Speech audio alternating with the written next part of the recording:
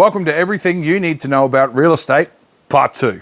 Today we're going to be talking about safety and compliance. One of the biggest safety and compliance items at the moment is your smoke alarms. Properties being sold need to be compliant to the current smoke alarm legislation, which is loosely translated to one in every bedroom, one near every one indicating an exit point, and one on every level. So if you've got a 2-story, 3-bedroom home and all the bedrooms are upstairs, you're going to have 3 alarms for your upstairs bedrooms plus 1 to an exit way and at least 1 downstairs, and that should be near an exit way. So at a minimum, you're going to have 5 alarms. So it's 3 bedrooms, 1 upstairs and 1 more downstairs, 5 alarms. That cost is roughly $119, so say $120 per alarm through a company that I could recommend you to. So if you've got 5 of those alarms, at $120 an alarm, you're looking at $600. Now, if you fail to comply with this, and if your property is not up to standard with the smoke alarms, the buyer of your property could charge you a penalty of 0.15% of the contract price. On $1 million property, that's $1,500. Now, I just said it's $600 to get the upgrade, or you could get penalized $1,500. So it makes good sense to ensure that you've got your smoke alarms done prior to the settlement of your sale to avoid those extra charges. Something we can organise as well.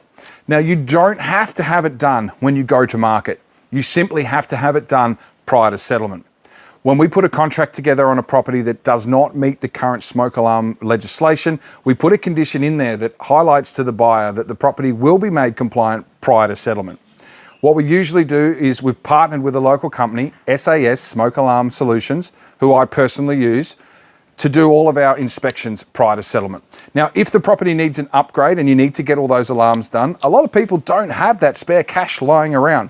So we time it that the installation is done only a few days prior to settlement.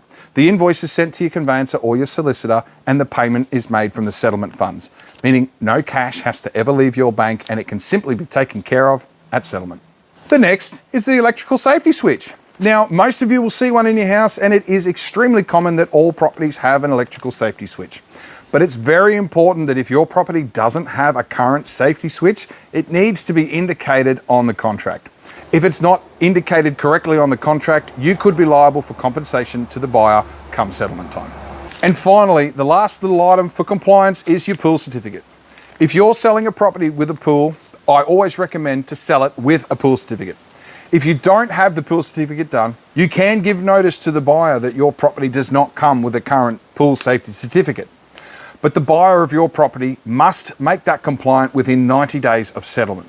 Now, in the few that I have done without a compliant pool certificate, the buyer solicitor makes a big issue out of this. And you don't need any extra big issues with your property. For roughly $300, again, with a local company that I have partnered with, who I use for all of my sale properties, and he has done my own pool in the past, it's about $300 for him to come out and write a compliancy certificate. If anything needs to be done, he can point out what needs to be done. Now, as a conflict of interest, he can't do that work. So he can't say to you, you need to upgrade your fence, and I'll charge you $1,000 to do it. He will simply say to you, you need to do this to your fence and you'll have to find someone to do it. Usually under the same inspection fee, he will come back, have a look, mark it compliant and write you up the certificate. It's nice and easy. I always recommend having this done prior to sale so that when we're marketing the home, we can show the buyers your current compliant certificate for the pool safety. And just a reminder that that is a pool safety certificate. It has nothing to do with the condition or the quality of the pool. So it is just about the pool fencing, the CPR sign, and those other little bits and pieces. It won't cover off if the pool's got a leak to the filter or a leak in the pool somewhere or any other defects with the pool.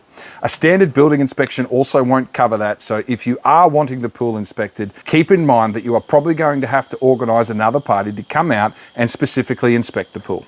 If you've got any questions relating to these compliance and safety issues, or if you've got any questions in real estate in general, pop it down here in the comments and I'll add it to this series. I'll answer as many questions as I can.